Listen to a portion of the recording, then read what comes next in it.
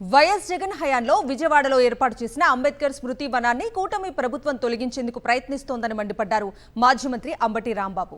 భారత రాజ్యాంగ దినోత్సవం సందర్భంగా గుంటూరు లార్జ్ సెంటర్లోని అంబేద్కర్ విగ్రహానికి పూలమాలలు వేసి నివాళులర్పించారు.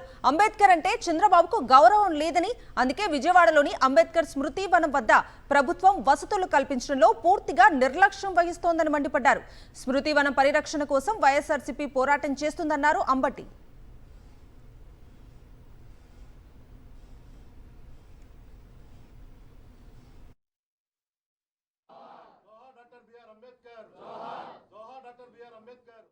ఒక ముఖ్యమంత్రి స్థాయిలో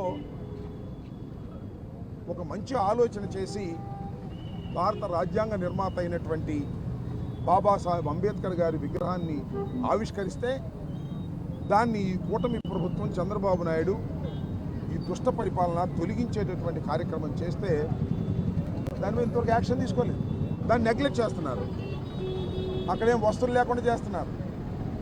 అక్కడ ఫౌంటైన్ పని చేయటం లేదు, అక్కడ గార్డెనింగ్ చేయటం లేదు. కావాలని అంటే మా విజయవాడ నడిబొడ్డులో బాబాసాహెబ్ అంబేద్కర్ బొమ్మ పెడతారా అనేటువంటి కక్షతో ఈ ప్రభుత్వం వ్యవహరిస్తుంది.